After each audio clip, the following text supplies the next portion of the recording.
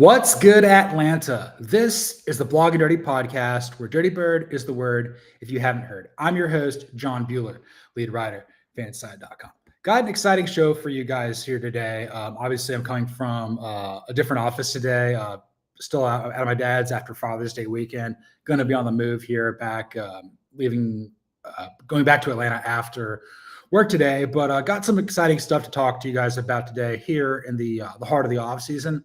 We're going to touch on some Michael Penix Jr. We're going to touch on some Jessie Bates. We're going to touch on our wide receiver core. But let's get going today here with some big pick synergy to start. I've been writing about this, and it seems more and more that like Michael Penix Jr.'s rise to prominence is just so important for this Falcons franchise as a whole. I wrote about this for fanside.com, and I think he is the superstar that's waiting to blossom here in Atlanta. I think that like he is the straw that stirs the drink here. And what's really important to understand is like any gain that he has as a professional this season will be to the benefit of the entire team. I think we got a chance to have a really fantastic offense here in Atlanta this year, a well-rounded one that can run the football, one that has plenty of receivers. And yes, a frustrating tight end there in Kyle Pitts, but a seasoned offensive line. Defense needs to be better. It's going to be the second year of this coaching regime. Obviously, Raheem Morris has to be better as head coach. We know what Jeff Ulbrich can do as defensive coordinator, for better or worse. But like, I'm really kind of intrigued with what happens on the offensive side of the ball for second-year OC Zach Robinson. So the reason why this is so important that it's got to be Penix to really take that next step is because like there's the most amount of gain for him of really anybody else on this offense. I mean, the next like level up for Drake London is to go to the Pro Bowl. The next level up for Darnell Mooney is to be, a high-end number 2. Ray McLeod, can you do more outside of the hash marks? Bijan Robinson, you're kind of already basically at the peak of your powers. You are in your prime. Tyler Algier, it's like, okay, going to get that second contract. Is it going to be here? Is it going to be elsewhere? We don't know entirely. But if Penix is as good as we think he is and what he was at Washington and Indiana before then we're looking at a team that's not going to go 7-10. That's not going to go 8-9. That may go something like 10-7 or 11-6. And if you're going in that direction, then the playoffs are very much a real possibility. I would say that there are things that this team needs to do to get better, but I don't think that there's really anything on this roster that's going to raise the Falcons' ceiling more than the play of Michael Penix Jr. I understand that Kirk Cousins is still around. He's kind of accepted the fact that he's going to be a high-priced backup. And at the end of the day, he's always been a team player. This is what he was in high school. This is what he was at Michigan State, Washington, Minnesota. Now he has to kind of assume that role here in Atlanta, and he'll be ready to play if anything happens to Penix. But like, we got to get everybody pulling in the same direction. We got to have everybody rooting so hard for this guy to take that next step, because what happens if he doesn't? I mean, we are coming up on 8 years since the Falcons last made the playoffs. This is the longest active playoff drought since I've been alive. I think the longest one that I can recall prior to me being around was, I think, from 82 to 91, the team didn't make the playoffs. It's a different era then. Playing in the old NFC West, playing, in a division that had great teams like the 49ers and Rams, and we were down there with the Saints. Football's changed so many times over. But it's like if it hits, then the timeline like to win now opens up. Like your Super Bowl window becomes open. No matter how long it's open, no matter how much it's open, like it becomes open in that regard. If it doesn't work, then you're kind of bargaining at this point, thinking that he kind of could be the guy in year 3. And the sooner you know, the better off you are. Look at the Indianapolis Colts, for example. They still don't know if Anthony Richardson's the guy. I think we all do. Maybe they don't. You throw in an untimely ownership change because of passing of late Jim Irsay. The Colts are kind of operating in this position where, like, what's left or right? Where are we going here? You kind of feel like, yeah, everybody wants to win, but like not everybody is built to win. But everything that I've been seeing and hearing about Penix so far this offseason leads me to believe that he will make that leap. I think it's all about, his leadership, his arm talent, him building a better rapport with his receivers. Yes, he has to become more accurate. And I think that like that's an attribute that's very hard to teach and coach in football. You either have it or you don't. But like we have seen people improve it. I mean, Josh Allen's probably the most notable example of that. But everything that I'm seeing is like the more and more that I unpack this with Penix, like we're going to know very quickly this season if it's going to happen or not with him. And I'm not saying that like we got to make the playoffs with him, although that we probably should. But like there will be signs here with Penix that will lead us to believe like, oh, this is a guy that we can absolutely build around. And I've been hearing a lot of people that are a lot of really talented quarterbacks, a lot of people around the league saying like, okay, yeah, this guy's going to do it. This isn't a bunch of like, we're not blowing smoke up each other's butts here about this. This is it's kind of becoming undeniable. I think what people saw in the 3 games he played, the win over the Giants and the close losses to the Commanders and Panthers at the end of the season, we saw a guy that the team rallied around. And this isn't some smoke and mirrors like we thought we saw under Desmond Ridder and his 4 starts at the end of 22. This is different. This has always felt different. This is kind of more along the lines of like, yes, we got a guy with good leadership abilities, good leadership traits, and what have you. But like the arm talent, like once I see him throw that ball out of his left hand and how quickly he can get that ball into tight windows, like we haven't had anybody do that since Vic. I mean, we know how talented Matt Ryan was from an accuracy standpoint, how well he made every other receiver, everybody else around him better. But like the attributes that Penix has, it leads me to believe that like we're not at the ceiling with him. We're just getting started. So I can't think of anything else that's going to raise the ceiling of this team more than his play. I don't know if he's going to raise the floor. I think the floor is contingent on basically the pass rush, but like those can be 2 different things. And I think that like Penix, if he hits, could take this team and we can win about 12 games a year for the next 5 or 6 years. And then, we're no longer the laughing stock of the NFL. Like we're a team that we're a force to be reckoned with. And people are going to be terrified to play the Falcons because they know that even though they have a chance to blow it up themselves, they're always going to be in the game because they have the allure of Michael Penix Jr. So with that in mind, I'll move on to our next topic here with some blow the whistle or blow the whistle. Are the Atlanta Falcons a playoff sleeper team? See, I wrote about this for fanside.com earlier in the week. I identified 7 teams that are playoff sleepers, teams that I think we're not really putting enough attention on as potential playoff caliber teams. The Washington Commanders were a sleeper last year.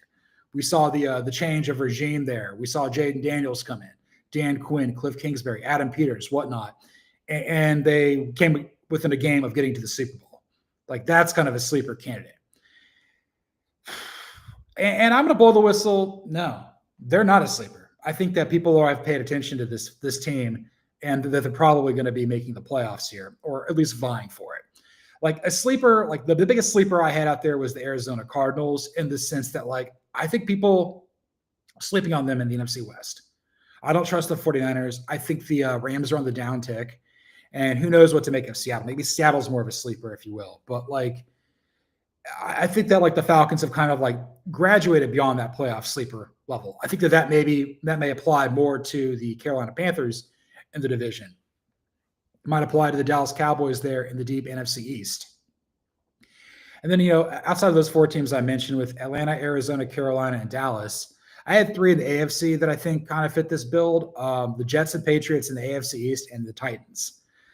Like, I feel like every team in there, with maybe the exception of the Falcons and the Cowboys, like they're more of a sleeper than I would say, the Falcons are. Like they're like a real sleeper thing is like nobody's paying attention to them. I think people are paying attention to this team. I think that they're looking at them and they're doubting that they're going to take that next step.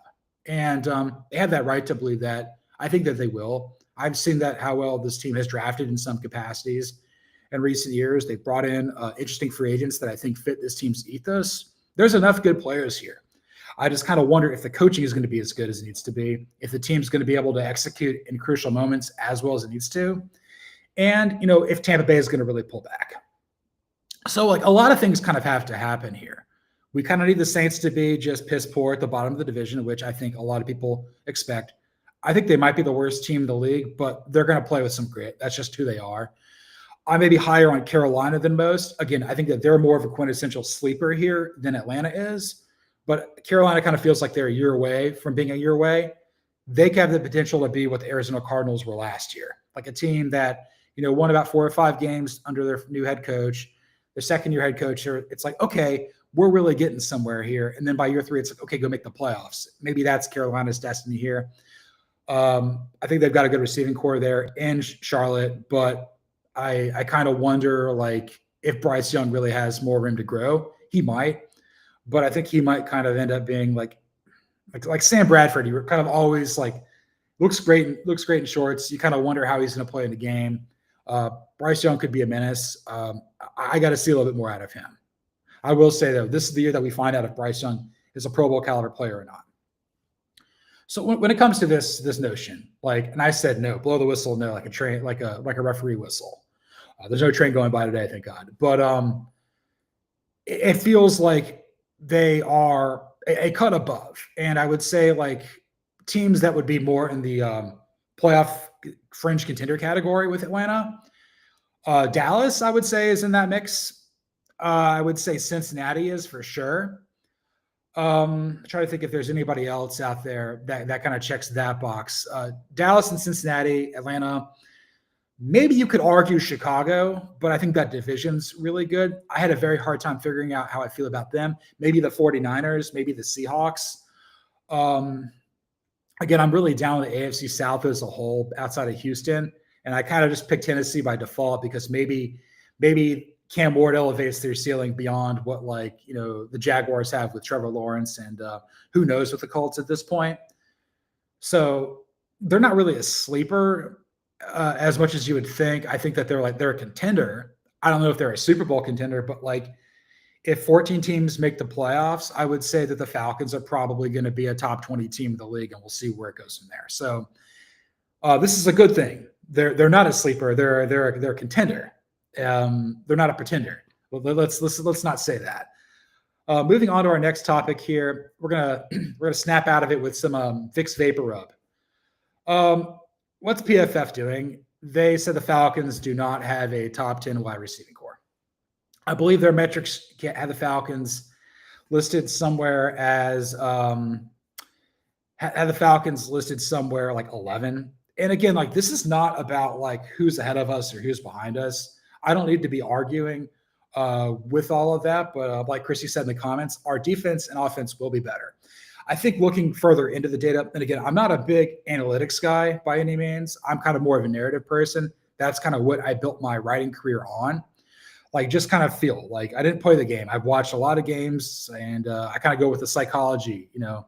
People, it's about a team. I played a lot of baseball, and there's a lot of head games and stuff that go on in people's heads in games designed by failure or games that are designed by regulated violence. I played lacrosse. That's kind of what that is. But as I look at this with the Falcons and with PFF, it's they're a little bit further down on Darnell Mooney than I think people are than they should be. I mean, they gave Drake London a high grade. I think he would be foolish not to. But they gave Mooney a 74 when London was 85.7, 87.5. Again, I'm not exactly sure. Yeah, okay. Yeah, 87.5. They gave Mooney a 74 here. And again, that's all subjective. We don't necessarily know what exactly the Falcons are trying to do within the context of their offense. It's the same sort of thing. It's why where PFF doesn't quite always get it right. But I think that there's going to be a more defined role here for everybody in this offense. Again, we're talking about year 2 in Zach Robinson's Sean McVay, Kyle Shanahan tree offshoot. We're not going to be going from something with Arthur Smith where it's going to be very much ground and pound with a lot of new quarterbacks, a lot of new faces coming in. It'll be a little more passing centric, but there's still an emphasis on running the football. Mooney, again, I think it was a 5th round pick out of Tulane, if I'm not mistaken, from Gadsden, Alabama. I think played for the Bears. He didn't come to Atlanta just to get money. He came here to win, and I think he knows what his role is going to be here. And when you've got like a really good number 2 wide receiver, your team can take off. Mohamed Sanu was that for years here. Roddy White, it kind of became that once Julio Jones ascended. Terrence Mathis was kind of in that range here too. Like a number 2 wide receiver on a team is not a bad thing. It's a great thing. You need to have 2. You can't just have 1. But I'd be stunned if the Falcons didn't have like a top 8 receiving core at the end of the year. Again, because we're going to have a little more consistency in the offense across the board.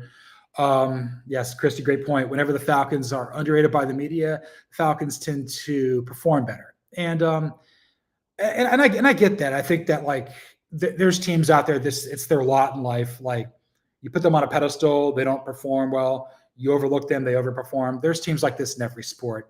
In college football, Mizzou's that, North Carolina State's that. I used to know, if I followed baseball a little bit more closely, there's teams like that as well. There's but like the Falcons, that's kind of their lot in life. We kind of know who they are and what they're trying to do here. The most important thing here is to find other pillars that this team can like hang its hat on beyond just like, having Bijan Robinson and Drake London. Like, where's this team's strengths? We know what the weaknesses are. It's probably pass rush, not being able to force turnovers on defense. We get penalized a lot. Special teams could have been tighter at times last year. Coaching kind of let us down at the end. Thank you, Jimmy Lake. But I would say like the Falcons have the makings to have, like, if this team is a playoff team and we're looking at it like top 10, top 14 team in the league, like where are we going to be like ranked in the top 10? Like we're going to probably have maybe top 10 in passing, which would lean into like receiving core. Probably have really good offensive line and blocking grades and everything like that. I would also say that there's got to be something on defense. You got to win games on special teams as well. But, I'm just looking at this. Like there's other teams out there that I would venture to guess are ahead of the Falcons and PFF. I'm not going to say like who they are.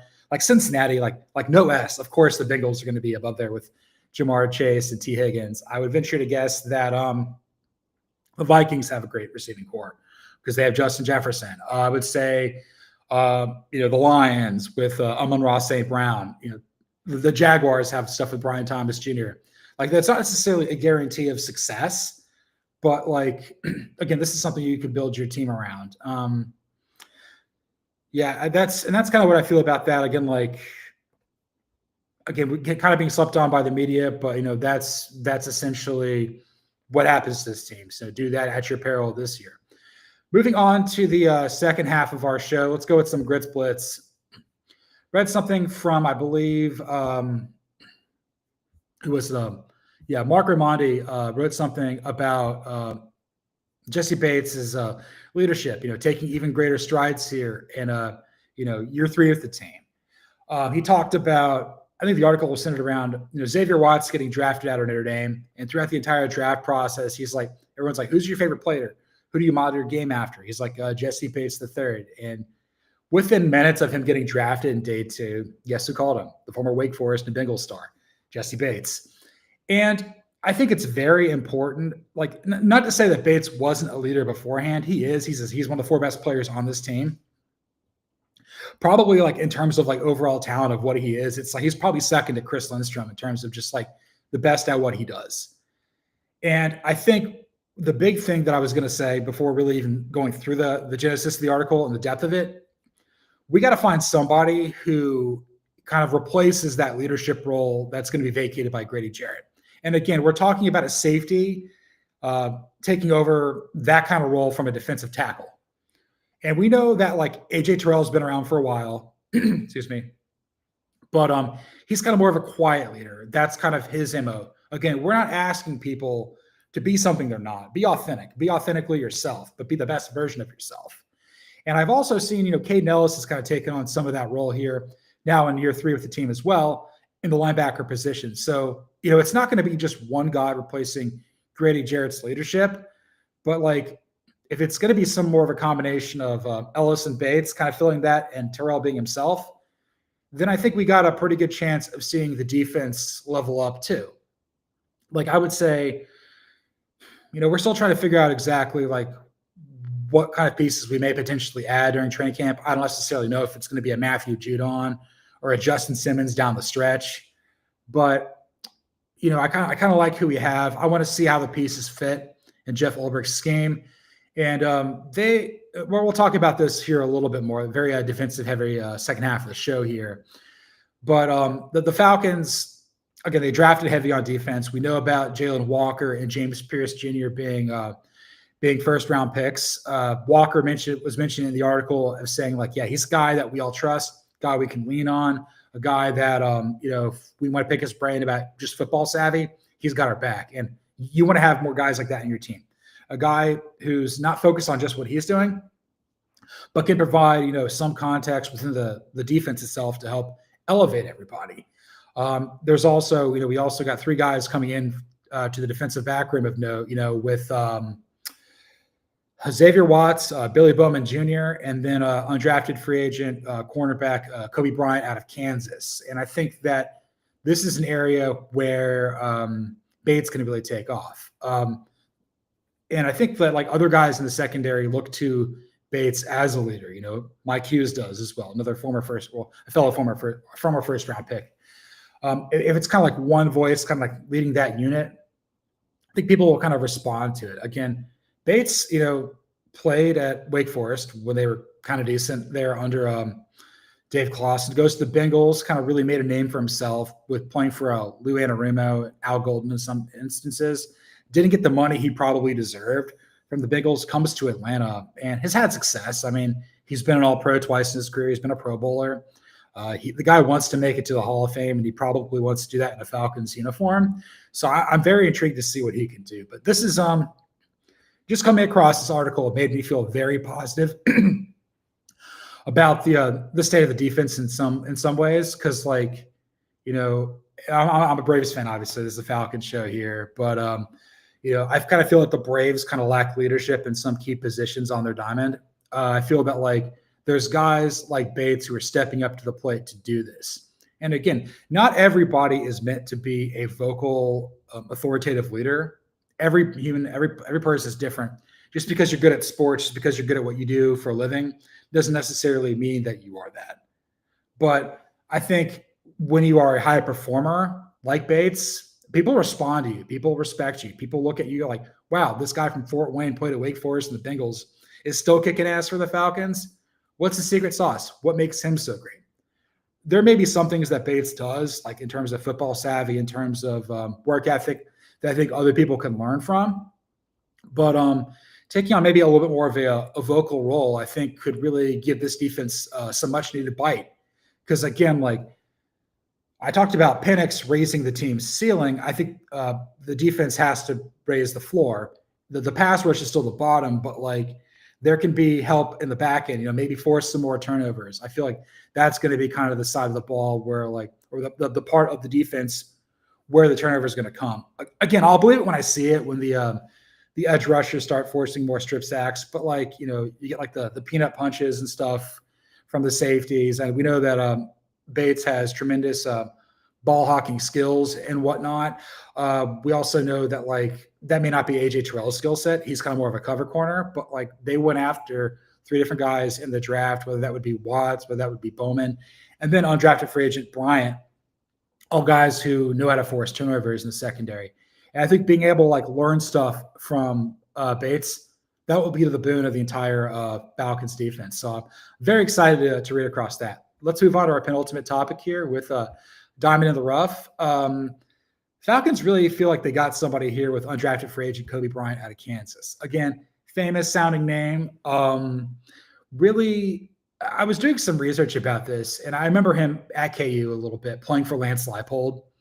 The Jayhawks did not have a good season last year. They played better down the stretch. I think part of it is because their stadium is getting renovated. It's still this year. So they're playing half their games in Arrowhead. So, I mean, obviously it's good to see David Booth Stadium be renovated and whatnot, really show, investment in Kansas football. But this guy was a three-time first team all Big 12 selection. like arguably like one of the most accomplished defensive backs out of Kansas since what, like Aqib Talib, like Chris Harris Jr. Like we're talking about guys that were kicking butt at KU for what was his name? Mark Mangino, the meatball, with Todd Reesing at quarterback, back in like 07 with the peak of border war. I think playing for a guy like Lance Leipold, again, I cover college football a lot too. Be sure to check me and Cody Williams' show, Fall Start. We come to you guys semi-live every Monday and Thursday on YouTube. So we upload on YouTube. We kind of do that show pre-recorded, but Cody's a big Lance Leipold guy. I've come around on him too. Did a lot of great stuff there at Kansas and then at Buffalo and then at Wisconsin Whitewater. I think when you're playing for a guy who is that esteemed of a coach at his profession and at his level, that basically leads me to believe that he's receptive to really good coaching. Maybe he'll be able to do that in terms of like, trying to think what the word is, being able to, like, he'll be able to pick out and decipher like the good nuggets that Jeff Ulbrich has. And again, Ulbrich, played in the league for a decade at linebacker for the 49ers, has been a coordinator and a coach for a while. The intern with the Jets, had been on the Falcons staff before, coached at UCLA, guy who has some knowledge of the college game too. And I think like it kind of goes to show like maybe they had this guy tabbed all along. And I think like right, I came across something there on SI. Daniel Flick does a great job over there, reporting and covering the Falcons on a daily basis for them. Anyway, like it just seems that everybody was kind of shocked that like the Falcons were able to land Bryant, and the defensive coaches are like, whoa, this guy should have been drafted. There's a handful of guys out there that like go undrafted. Again, half the league is undrafted, and I find a guy who is productive at a Power 4 conference. Yeah, he may be smaller, he may be 6 feet or whatnot, but like, and I think if he could be productive and make things happen, at a non-traditional power like Kansas, albeit with a program that's kind of trending up a little bit, or at least like not rock bottom as it had been, under previous coaching regimes and stuff. Like, I think when you have players like that help get a team that's had been at the bottom of its league closer to the top or the middle, like every road's different. But I think he's going to come in here playing with an edge. I think he's going to be a player that forces everybody in the secondary to be better. And maybe that unit will be what drives and carries this team to the postseason. Again, like this is going to be an offensive-led team based on, the context of Zach Robinson's offense. I think offense is going to be really good. Defense has to be better, but like, where's the strength going to be? I think it's going to be in the secondary. Linebacking core, they got to get better at tackling, but there's some promise there. And then obviously got to really overhaul the defensive line. They've invested very heavily in the draft and free agency the last couple of years. Maybe the levees will break in the Falcons' favor. I can't necessarily guarantee that, but like they're trying. And I think Bryant like is a guy along with Nick Nash at receiver who I think have the really good chance to make this team as undrafted free agents. So let's move on to our final topic here from the highest perch of Flowery Branch. I get prepositions confused all the time. It's hard. I came across this article from on the Falcons website about new defensive line coach Nate Ollie and Raheem Morris, who did the sales pitch to get Bryant to sign with the Falcons in free agency. That's also a big key with that part too. I forgot to mention that. He talks about Nate Ollie being a walking ball of energy, but will he be what this unit needs? So I was doing some research on Nate Ollie a little bit. So he's my peer. I think he's maybe a year or so younger than me. He played his college football at Ball State. Again, not a traditional power in the MAC, but when they do pop, they stand out. I think guys that succeed there play with an edge. So I like that. He's been in coaching for a while. I think he spent last year with I'm gonna make sure I got this right. I think he spent last year with the Texans. He's also worked with the Colts. He's also been on the Jets staff. That's how he got connected with Jeff Ulbrich and everything like that. He's also been, with the Eagles. Then he worked in the college ranks there, Eastern Kentucky and Tennessee. And, he was a big part of Derek Barnett's rise to prominence there at Knoxville. And I think like as I was like reading this article on a Falcons.com from Taryn Walk, basically the thing that I derived the most out of this article, and when it comes to Nate Ollie, is like maybe sometimes just the energy is what you need, and we know that like that's got to be running through that entire defensive line room.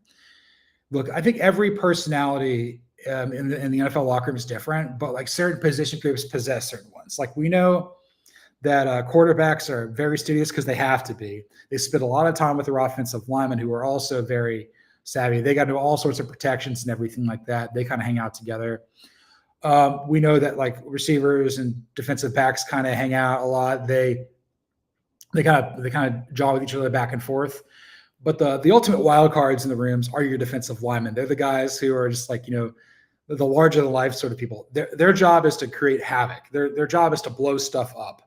And they're also really big dudes. Like everybody along the defensive lines, like, edge rusher, like 250 to 300 something pounds, like really just big boys. And I think when you've got a guy that comes in here who injects some level of enthusiasm into a unit, you'd be excited about that. I think the last thing you want to do is to have a defensive line that's kind of be mopey, lethargic, going through the motions. That's not really good for anybody. And particularly, in a game that like can be won or is decided on only a handful of plays. I don't know how many plays are happen within the context of like an NFL game. Let's just say 90, maybe 80. Let's go 80. Like there's about 5 that determine if a game's won or lost. And does your team win on those plays or lose on those plays? And I feel for so many years, the Falcons have lost on those plays when they're on defense and the other team's on offense because the defensive line just doesn't create the pressure, doesn't force the quarterback off his timing and rhythm, allows the third and long to be converted, just a bunch of coulda, woulda, shoulda. And I think Ulbrich trusts this guy. I think this guy's been around a lot. I think the other thing is, I think when he was with the Colts and I believe with the Texans, I think he had like a top 5 like team in terms of like sacks. And again, that's not like what I need to bank this team on. Like we obviously we don't want to finish like 31st again, but like it's a team that's generating pressure, a team that's generating some level of havoc, a team that's making it harder for the opposing offense to march down the field and score on us. A team that's going to get the ball back in the hands of Penix and the offense. So, and I think that like, a guy who's been a lot of different places, a guy who's moved around a bunch. I mean, maybe there's reasons for that. But he's been for a lot. He's played for a lot of interesting coaches. I mean, but you got Ulbrich. I'm trying to think who else. Robert Saleh. Looks like he's played for D'Amico Ryans, Shane Steichen, Philly connection there too. I'm trying to think who was at Tennessee at that point. Maybe it was Butch Jones at that point. I don't know, but a lot of interesting. He's come across a lot of interesting people over the years. Maybe the Tennessee connection will help him get the most out of James Pierce Jr. That could be really cool. But I feel like for whatever reason, the last several years, last 2 decades, the Falcons have been more keen on like scheme and play design than just having a bunch of crazy guys in the trenches just blowing stuff up. Being the aggressor you need to on that side of the ball. And I kind of wonder, like, I look at teams who are tremendous at getting after the passer. The Philadelphia Eagles. I mean, that's why they won the Super Bowl last year. They smothered the Chiefs. The Buccaneers under Todd Bowles in 2020, how great they were at that. Every time the Giants were good back in the day, when Eli Manning won his Super Bowls, like I never felt that those teams, like it was all about scheme. I felt it was like, yes, there's scheme, but then there's guys that have the ability to ad lib and make stuff happen, within the context of the play. Like guys who take what they learn in the classroom and apply it in the field. But when stuff breaks down and stuff doesn't go according to plan, they still find a way. And that's what I'm really looking forward to with Nate Ollie. Yes, Nate Ollie, like right there. Yeah. I just feel like, there's going to be times when like I'm trying to think the word is, when the game's winding down and you need that play, you've been battling, you've been playing above your skis a little bit against a team that you're probably shouldn't be beating. Like, I don't know who that would be on our schedule. Like we're playing maybe like playing the Commanders again or something like that. And we don't want to lose like we did last year. But like there may be that one play, that one speech, that one motivating tactic on the sidelines, that gets Leonard Floyd in the ball. He forces that strip sack. Jaden Daniels doesn't have the ball, and we can sit on it with Bijan Robinson. So we got a 4-point win over the Commanders. That'd be swell. That would get us, one step closer to back into the playoffs. But for a guy who creates enthusiasm, for a guy who is supposedly defined by that, and more importantly, it's authentically him. I can get behind that. I get behind a position coach who provides the necessary energy and the trait that you would hope for from that position group. Again, this isn't going to be the end all or be all, but after reading that article, I came out a lot more positive feeling about the Falcons pass rush. I mean, that's what happens when you read stuff that's like, from beat reporters, from the team itself, but like these little things matter. And that's what I'm all about. The narrative, like what's the change? What's the coach doing that's making it happen? What's the player doing that's making the team be better? So yeah, I'm really excited about Atlanta Falcons football, mostly because I'm so done with the Braves. But yeah, very, very excited about this team here. So yeah, this was episode, I believe, 46 of the Blog and Dirty podcast. You can follow me, John Buhler, at Buhler118 on Twitter, the X. You can follow the show on YouTube at Blog and Dirty FS. You can follow the show, or you can follow the website on Twitter at Blog and Dirty. You can follow all my stuff on fanside.com. Again, I cover the NFL, college football, and baseball kind of more in a national scope. A little more national scope baseball than I would like, but that's the time of year. Write a lot of golf now too. Wrote some basketball stuff the other day, but like, again, my honey hole is college football, the Falcons, and the Braves. That's basically my big three things here. But yeah, be sure to hit that subscribe button, smash that like button, do whatever you can, help the show grow. Again, I really appreciate everybody out here in Dirty Bird Nation. A lot of people watching the show today. I've got a lot of people on seeing me talk, trying to not ramble too much, but that's kind of who I am. That's what I'm about. But yeah, there may not be a lot of great news out there, but like little nuggets that I see lead me to believe that this team is it's gonna happen this year. I'm choosing to be positive. I think we all should be that. This is a team that you and I and everybody should be excited about rooting for. Should make this city proud. So yeah, got a lot of. Again, I'm probably gonna have the show again on Wednesday. I may have to move it around again based on some sort of schedule, or maybe a meeting or something like that. But I do plan on having a show next Wednesday. I'll be taking some PTO here the early part of July.